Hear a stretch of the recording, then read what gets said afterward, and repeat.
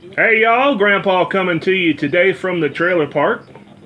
I'm having a good day so far. I done made me an omelet this morning with some taco meat and onions and bell peppers and cheese, and I smothered the whole thing in a can of chili. And once that prune juice takes effect, man, I'm gonna be blowing it up. And that ain't a bad thing. That ain't ugly words. So trust me, it ain't.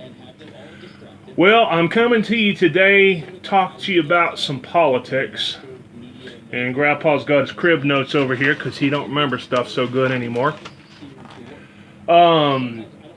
Massachusetts Senator Elizabeth Warren. She was silenced on the floor of the Senate the other night. Now, I say night. You would think these highfalutin folks would do stuff during the daytime, but seems the Democrats have been running this shock and awe campaign of running amongst themselves like chickens with the heads cut off and holding session 24 hours a day and making all these fancy big-worded speeches about basically nothing in order to try to hold up the process of President Trump appointing his cabinet, which in of itself is a story worthy of a lot of time. But I'm spending a little bit of time on this lady. Man, this Elizabeth Warren, she's the gal who's made a big name for herself politically. Pretending that she's Native American. Now, I got nothing against Native Americans. I love them all. I think they're the true Americans. But this lady's lily white, and if she's ever had any Indian inside of her, it was probably during the 70s at a party that involved too much alcohol, and I'm going to leave it there. So, she was reading a letter by Dr. King's widow that was written about the nominee, and his name is Jeff Sessions.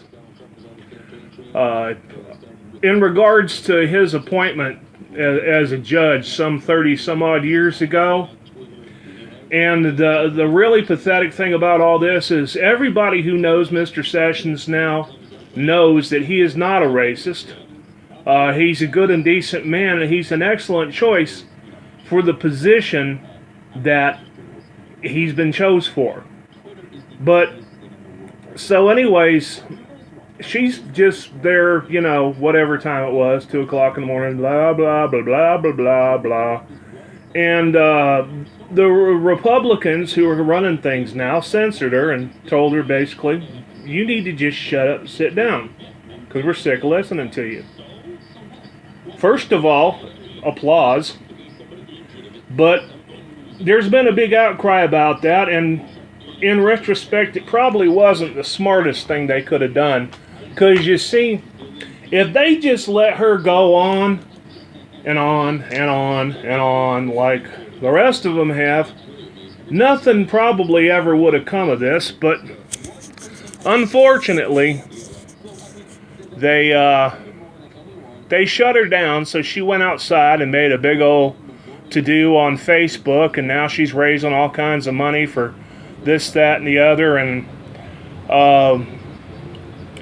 it's just kind of a mess. And folks what got some common sense are kind of saying to themselves, why in the name of God did these Republicans decide to do that? And I got a theory I want to share with y'all, and I think it's pretty close to the truth.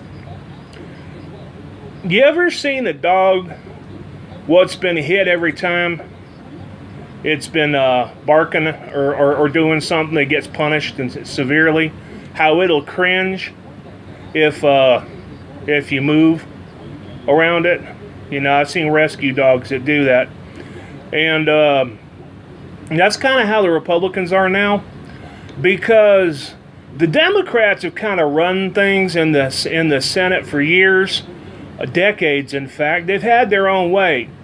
And when they don't actually have the position of being right, which is pretty much never, they yell and scream and get attention and they do dirty tricks, like attaching pork barrel stuff to bills that have no business being attached to, like some sort of pet project they're trying to get money for in their districts, to build a bridge to nowhere attached to pay issues for our military.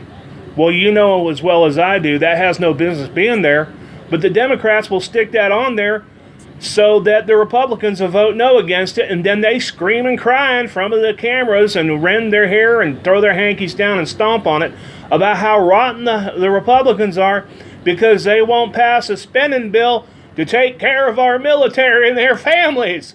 Oh my God.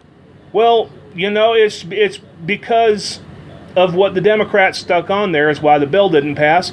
And the Republicans, up until, well, November, haven't had the balls to stand up and say, that ain't right. We didn't vote for it because of this, this, and this. And even if they did, the corrupt-ass media wouldn't tell you the truth about it anyways because they're so far up the left's ass, they can see sunshine every time they open their mouth. That's how it was with Hillary Clinton. I mean, look at the collusion going on between the media and her prior to those debates. But you see, here's the thing. Like I said, the Republicans have been acting like kick dogs for a long time. They've been more worried about trying to protect their jobs than they have about doing them. And they've gotten away with it for a long time. You know, when Donald Trump was talking about cleaning the swamp out, he wasn't just talking about the Democrats, which has got me kind of scratching my head as to some of his choices anyway, so who he's keeping around. But I digress. So what we're seeing on the Republican side of the House now is a little bit of, I don't know. I think you have to make it akin to watching a fawn stand up for the first time, or one of them ugly little birds before they learn how to fly, trying to flap its wings for the first time. They're not used to standing up for themselves, and they ain't doing a very good job of it yet because, you know, they're doing too much too fast because they're accustomed to getting their nose swatted anytime they try to stand up to the Democrats. So it's going to take a while before they get their legs under them and they can start acting like they got male parts again, or female as the case may be, but where they start acting like they got guts. They just ain't accustomed to doing it. So I think that's why the Republicans censored her on the floor in regards to reading that letter. It wasn't because of anything she was doing. Well, yeah, she was kind of doing something wrong. It wasn't because of her reading the letter. It was because they could do it. And they're going to have to learn when and where to use that kind of authority and power and how to choose their battles, because it blew up in their face. They're going to have to remember the Democrats have been doing this for a long time. They've been making Republicans look like damn fools for a long time. And you know what, y'all? They are good at it.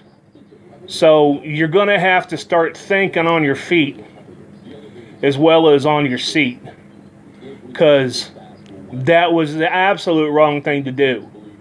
Nobody would have heard a word of it or known a thing about it if y'all hadn't done what you did. So get your act together, get settled in, let's start working with President Trump and getting the job done of making things good in this country again. The Democrats are not going to work with you, so stop pretending that you are, or that they are. They're never going to work with you at all. They're never going to reach across the aisle for cooperation. And if you think that, you've got your head up somewhere where you'd be seeing talking when the talking's going on too. So just get that out of your noggins right now. The Democrats are going to fight you tooth and nail on every single thing that you do. They're going to fight Donald Trump on everything that he does as President of the United States, because as a party, they are in mortal danger right now for the simple fact that if President Trump's policies work and things swing around, people start getting jobs again, and the country comes out of the mess that it's in, crime drops off because folks what live in them depressed minority areas have jobs that they can go to, good paying jobs, not crap like 7-Eleven, but factory jobs.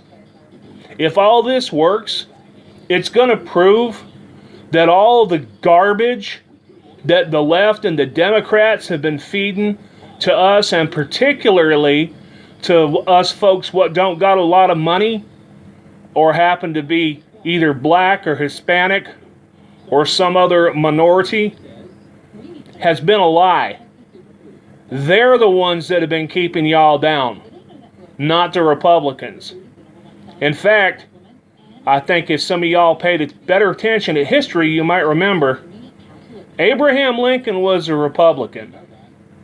And as much as I hate to say this, because my ancestors fought and died for the South, Southerners were primarily Democrats. My grandmother was very proud of being a Southern Democrat. They're the ones that have been fighting you. So you need to keep that in mind. But hopefully the Republicans will get things figured out and they'll start working with President Trump. And if the Democrats keep doing this dog and pony show, they need to start using that nuclear option they've got to make these appointees, because all they're being at this point is obstructionist. It's not serving any purpose except to try to delay and damage while they try desperately to dig up something, anything that they can use to try to run an impeachment on President Trump. That's how bad these folks hate him. He's not one of them. He says what he thinks, and sometimes he probably shouldn't. I'm sorry, but a tweet at 3 a.m. is never going to be a good tweet. But that's part of who Donald Trump is. The reason we elected him is because he ain't part of the establishment. He ain't one of y'all. He's one of us. Well, kind of. I live in a single-wide trailer, and he lives in the Taj Mahal. But the point is made is that he's not a politician, and he sees things from a different perspective. And that's something a lot of us have felt that Washington needs for a long time. So, that's my opinion on the subject. You can like it or not, it's up to you. But from the trailer park, this is Grandpa Hesse signing off. See y'all later.